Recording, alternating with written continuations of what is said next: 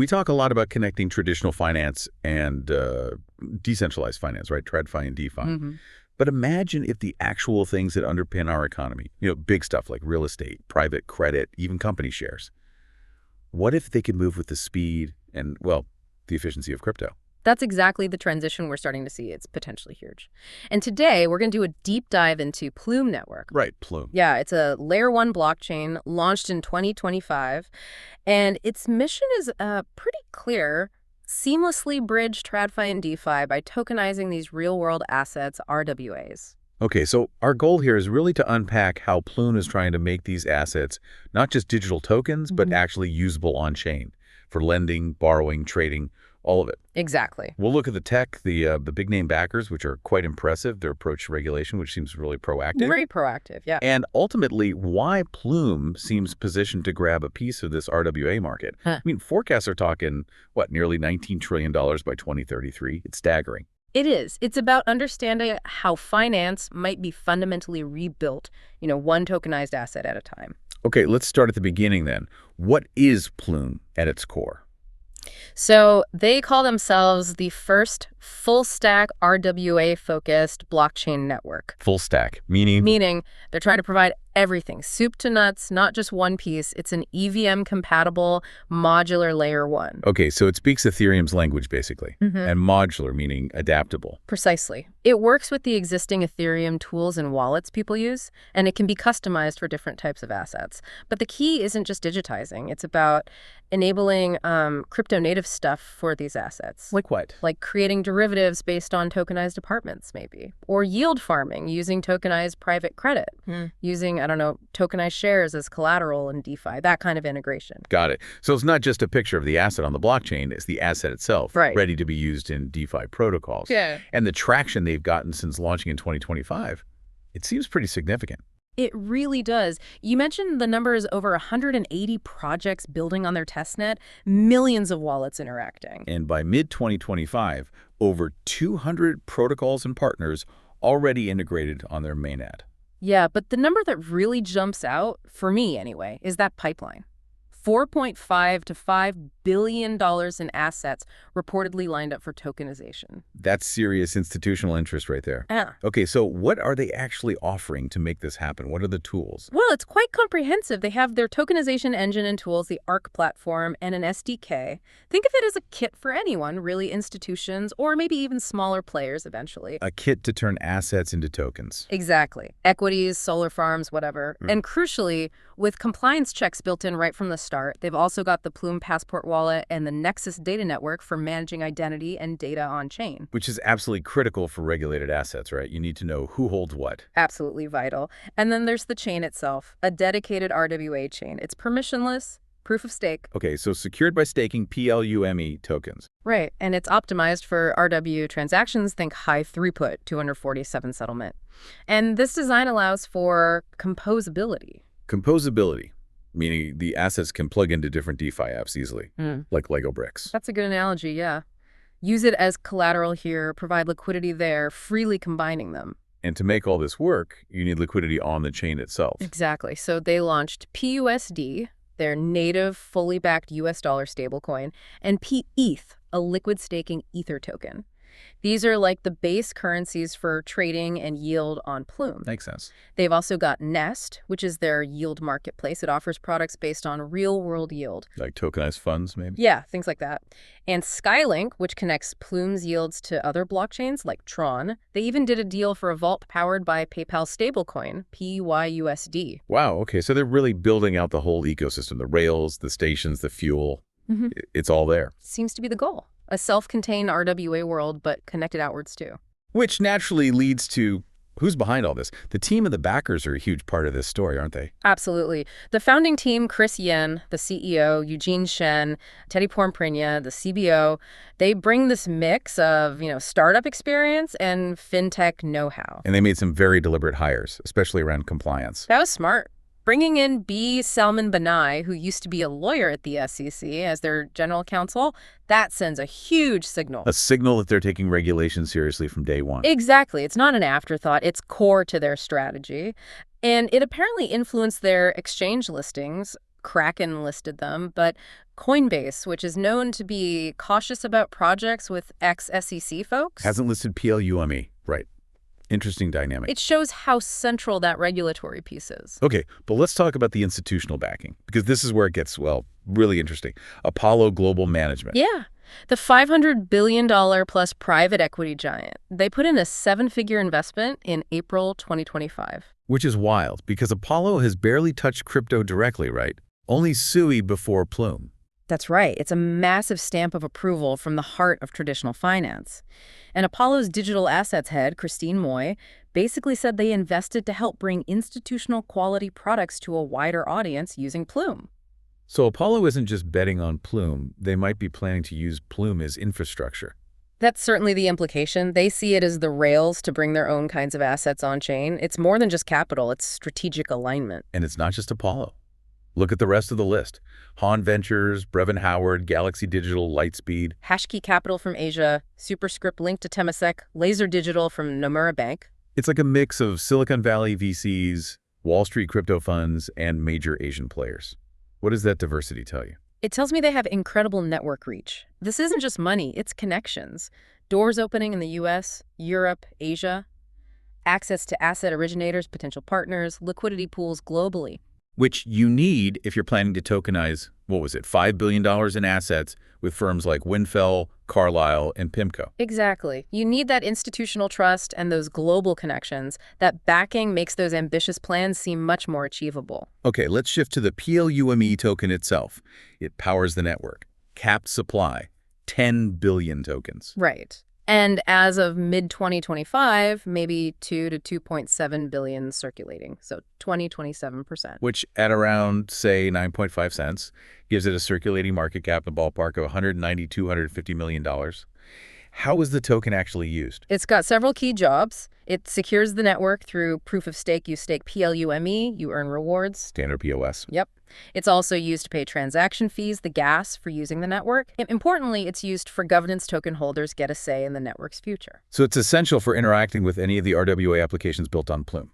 Pretty much. It's the key to participate in that ecosystem. Which brings us back to that crucial point. Regulation. How does a project like this handle the global regulatory maze?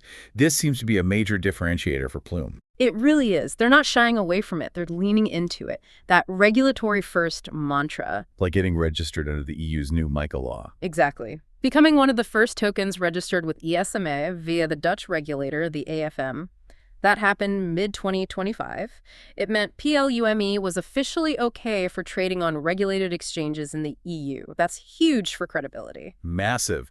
It removes a major barrier for institutional players in Europe. Definitely. And they weren't just focused on Europe. They were actively talking to regulators in the US, too. Right. They submitted comments to the SEC's crypto task force, advocating for things like tokenization sandboxes. Yeah, pushing for clearer rules, basically. They highlighted their U.S. roots and said they wanted to bring U.S. users back into the fold, users they'd previously had to block due to the uncertainty. And how did that timing work out? Incredibly well, actually. Mid-2025 saw the U.S. pass the Genius Act for stablecoins. Which President Trump signed, right? Creating the first federal framework. Yep. And shortly after, the SEC seemed to signal a more, let's say, constructive stance on tokenization itself. Plume's groundwork meant they were perfectly positioned when that window opened. They immediately announced partnerships for tokenizing things like pre-IPO shares. So that proactive engagement really paid off. It reduced risk and potentially opened up the huge U.S. market. It seems so. It's a strategic advantage. Okay, so exchange listings. We know it's on Kraken, Gate.io, Bybit, others. Trading volume seems decent. Yeah, healthy enough. But the elephant in the room is Coinbase. We mentioned why they might not have listed it yet. Could that change? Is that a future catalyst? Oh, absolutely. A Coinbase listing would be a major event. It would expose PLUME to a huge U.S. audience, both retail and institutional. It's definitely a potential upside trigger down the road. So this whole regulatory strategy isn't just about staying out of trouble. It's fundamentally about unlocking markets and building trust. Let's look at market performance then, and how Plume compares to others. It's had a bit of a ride since early 2025. Yeah, quite volatile. Hit an all-time high near 25 cents back in March 2025. Then pulled back significantly, down around 69% to about 7 or 8 cents by June. Right. But it didn't just collapse. It found its footing and seemed to stabilize in that, say, 9 to 11 cent range by July, August. That stabilization, even after a big drop, suggests there's real interest, maybe, not just hype. It could suggest that, yeah, the market is trying to figure out its value. Technically speaking, you've got resistance maybe around 12 to 15 cents, and that low point around 7.5 to 8 cents seems to be strong support. The volume's been there too. Okay, now the competitive landscape.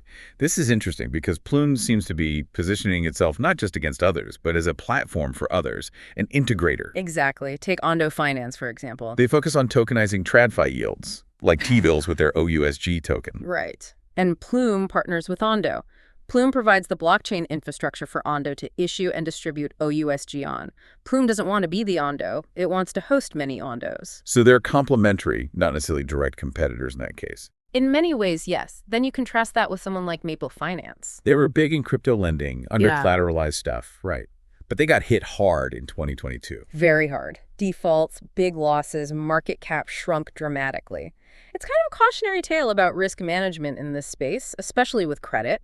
Plume's broad approach seems designed to avoid that kind of concentration risk. Makes sense. And what about Centrifuge, CFG? They're an older player in RWA tokenization. Yeah, Centrifuge has been around focusing mainly on things like SME loans, invoices.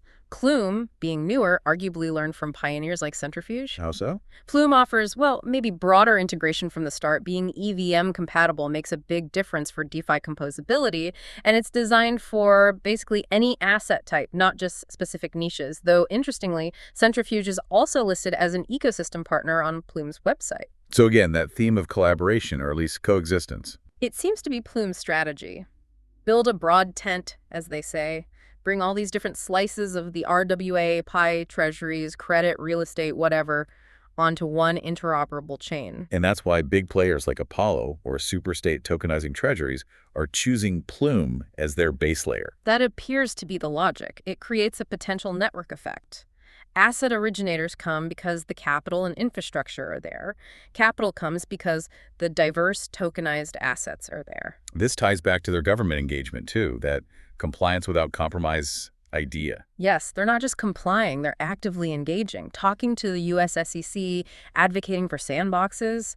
They got themselves noticed by policymakers. It's unusual for a crypto project to be shaping policy like that. It is, but it seems to be working. Aligning with MiCA in Europe, getting that early registration, that's a huge win. It shows regulators a path forward with a compliant player. And partnerships in places like Brazil, working with Mercado Bitcoin. Could that tie into government initiatives there, like CBDCs or sandboxes? Potentially. It's about laying groundwork globally, showing how this tech can fit within existing or emerging frameworks. They're also involved in things like renewable energy and microfinance projects on the platform, which have that social impact angle that can attract governmental or NGO interest too. So pulling it all together. Yeah.